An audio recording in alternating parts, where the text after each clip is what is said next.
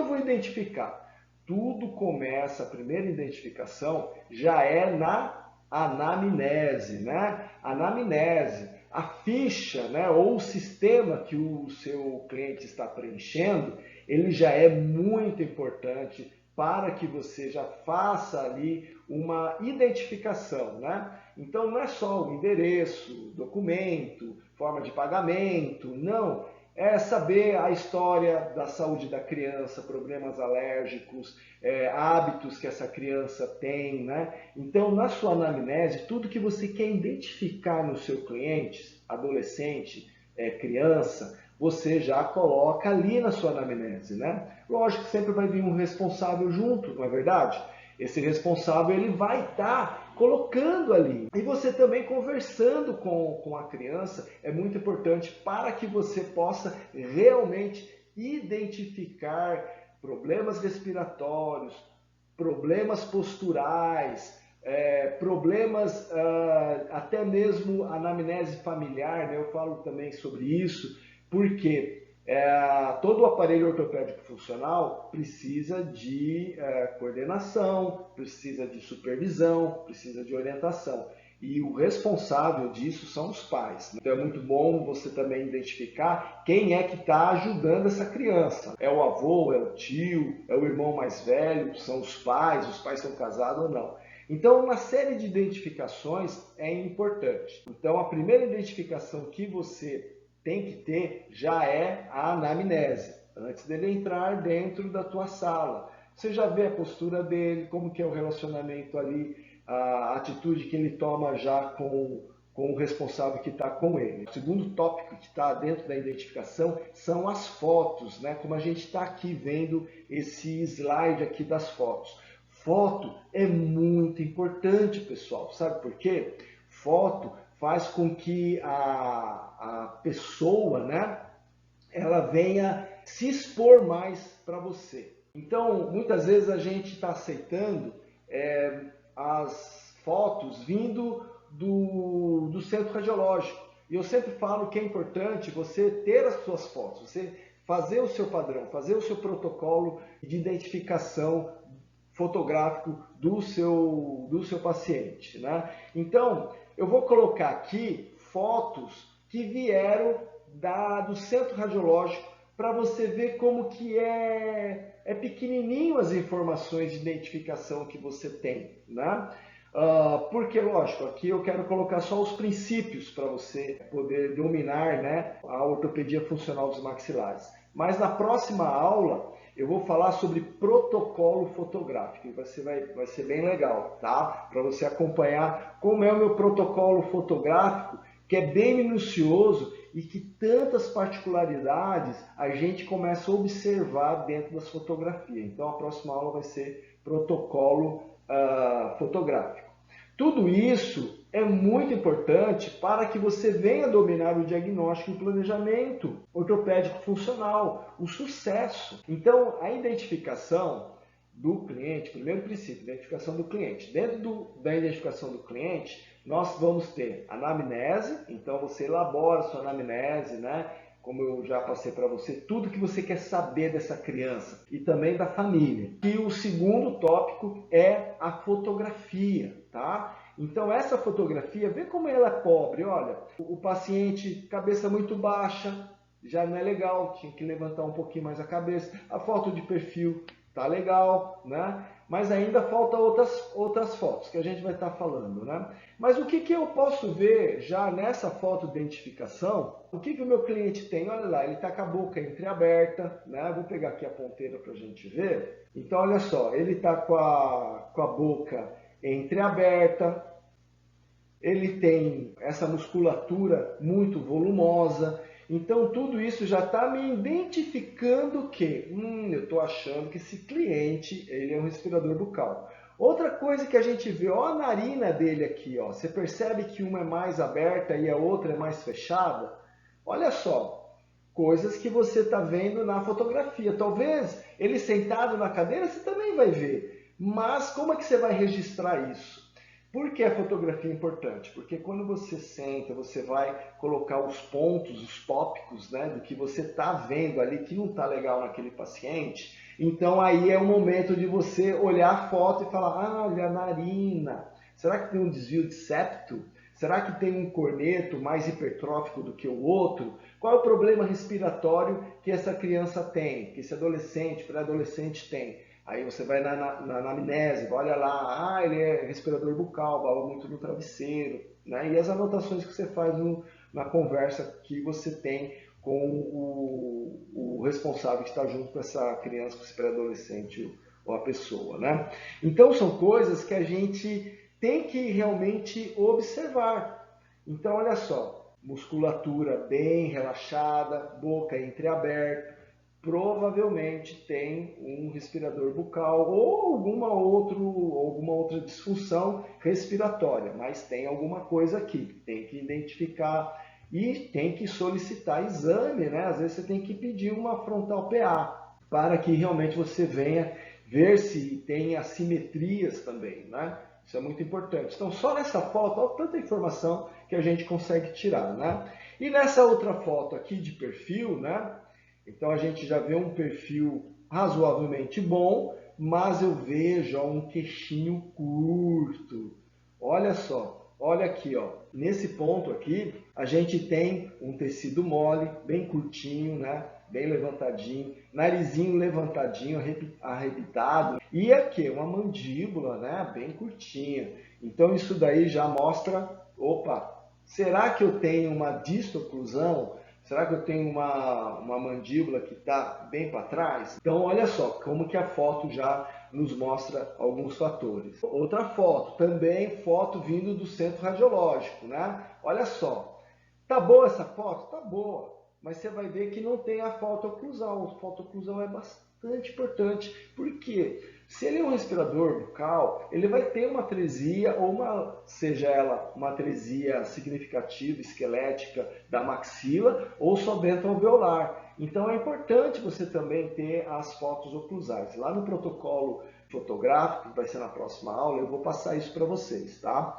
Então olha só, o que eu já vejo aqui na foto? Ah, será que tem assimetria?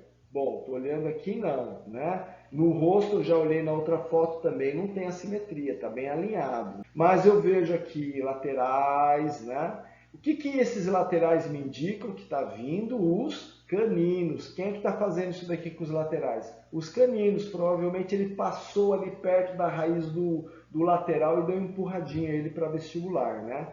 Aqui ainda o outro canino não veio, né? Aqui o canino descido, aqui já é o canino permanente. Então eu não tenho desvio de linha média, né? Então não tem essa mandíbula nem para a esquerda nem para a direita.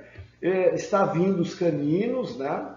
Então é uma idade muito boa para você trabalhar também expansão. Então tudo isso a gente já vai analisando. Eu vejo que ele é um classe 2, então realmente eu tenho uma distoclusão. Mas será que eu tenho uma distoclusão? Aí a gente vai ver na radiografia. Porque pode ser que nessa posição de classe 2, né, ele esteja ali ou com a mandíbula bem para trás, ou a maxila está indo para frente, a mandíbula está na posição correta. Ou eu tenho uma maxila indo muito para frente e a mandíbula muito preguiçosa. Então aí eu tenho dois fatores que podem estar a influenciar nessa maloclusão.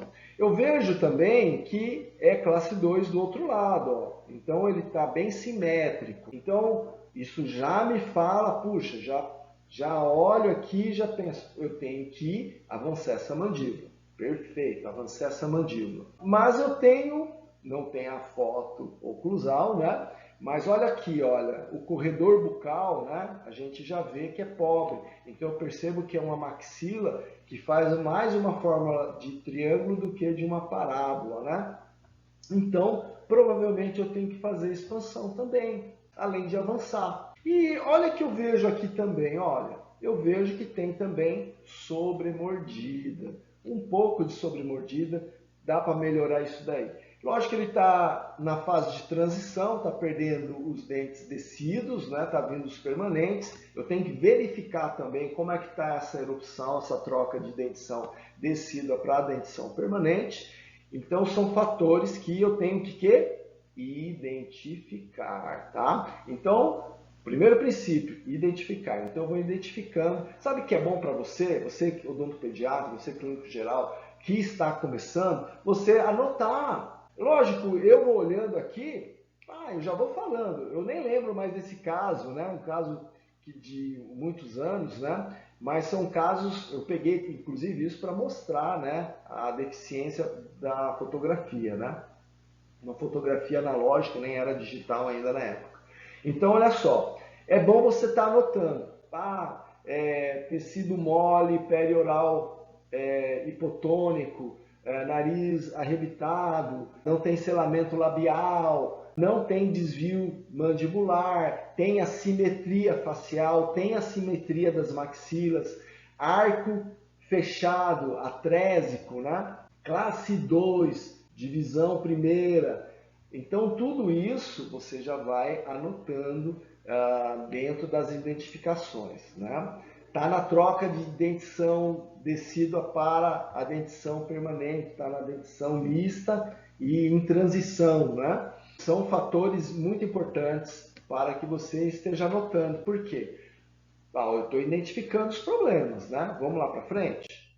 Então, olha agora eu pedi a radiografia, ele foi na primeira consulta, você já fez um protocolo fotográfico, você já viu ele clinicamente, chegou, hoje vem tudo digitalizado, né, pelo e-mail, chegou lá as radiografias, pô, legal. Eu pego as fotos do meu protocolo e coloco junto também com as radiografias. Olha só que surpresa, não tem problema de adenoide, não tem problema de amígdala.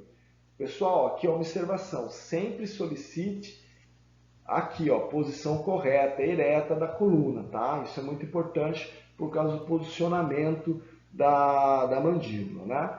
Então, eu olhando aqui, eu vejo já os incisivos, depois nós vamos ver a cefalometria desse paciente, né? Mas eu já vejo aqui, olha, não tem problema de adenoide, nem volume de amígdala, tá? Olhando o selamento, sempre radiografia, teleradiografia, não é para forçar selamento, é relaxado, né? Encostando levemente os dentes na posição habitual e sem fazer força, tá? Então aqui eu já vejo que esteticamente eu tenho realmente uma mandíbula de tecido mole para a distalizado, né? Mandíbula distalizado, ângulo de mandíbula aberto, né? Que a gente vai verificar tudo isso aí dentro da cefalometria que a gente vai acompanhar, né? Quando a gente fala de cefalometria, às vezes as pessoas assustam um pouco, né, sobre cefalometria. Tem que aprender um monte de cefalometria? Não pira a cabeça, tá? Não precisa saber tudo de cefalometria. Sabe o que você precisa? Saber o básico da cefalometria muito bem estudado. Né? Nas outras aulas eu falei isso também. O que você tem que fazer? Você tem que ter uma cefalometria que você domina. E as outras você tem que conhecer pontos que você acha importante para você fazer um diagnóstico. Tá? Então, por exemplo, eu domino Ricketts. Eu gosto do Ricketts, eu acho fantástico a cefalometria dele. Mas eu conheço o Binner, eu conheço o McNamara, eu conheço o padrão USP, eu conheço o Tweed, Jarabaque, eu conheço, não domino, eu conheço. Então, quando tem um caso e eu acho que aquela cefalometria vai me ajudar. Então, eu vou lá nos recursos, eu sei quais são os pontos, os planos, onde mede, onde são os ângulos, e eu faço lá em cima da cefalometria. Eu vou lá, uma régua, um transfer, na tela do computador mesmo eu faço isso, tá? E tiro minhas dúvidas ali.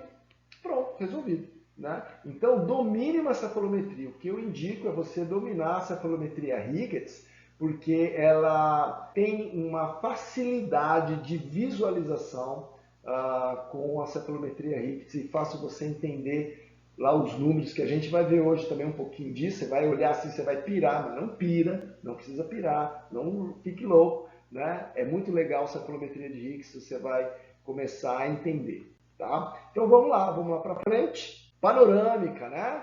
Radiografia panorâmica, muito importante, radiografia panorâmica. Verificar a erupção dessa troca de dentição que ele está. Então ele está saindo dentição decídua ainda para dentição permanente, então a gente já vê alguns probleminhas, né? Então, por exemplo, aqui, ó, premolar girando, isso vai ocupar espaço, canino girado, vai ocupar espaço, ou está faltando espaço. Lembra que eu comentei que a arcada superior estava muito fechadinha, né? A arcada estava, eu falo assim, em forma de triângulo, né? Então isso faz com que? Faz com que falte um pouco de espaço para os dentes permanentes. Então eles começam a girar. E começa a girar lá. O canino está começando a girar, aqui um pouquinho giradinho, né? O de cima também um pouquinho girado. Então, opa, está faltando espaço. Olha ali que eu falei do lateral, né? Então, toda vez que você vê esse lateral assim para fora na criança, não no adulto, tá? Na criança, então você já fica esperto. Ah, tá faltando espaço para o canino. Se está faltando espaço para o canino, eu tenho que fazer expansão. Porque na transição da vinda dos caninos, eles tocaram, olha ali, ó. Vamos pegar esse exemplo aqui, ó. Ele veio vindo, ele estava aqui em cima, ele veio vindo, encaixou aqui, empurrou a raiz para lá, o lateral foi um pouquinho para o lado e foi um pouquinho para vestibular. Então já está me falando que lá na dentição decídua ele também não tinha espaço, né? Fatores que a gente vê aqui nessa radiografia, né? Eu só vou falar aqui nessa radiografia, que é o que? É o côndilo, né? Sempre observe o côndilo, observe o tamanho do ramo, se está simétrico isso, observe a linha média, né? A posição de sisos, então aqui a gente já sabe que vai dar problema no siso, tá? Aqui o outro germe dentário e tudo mais, né? Vamos para frente.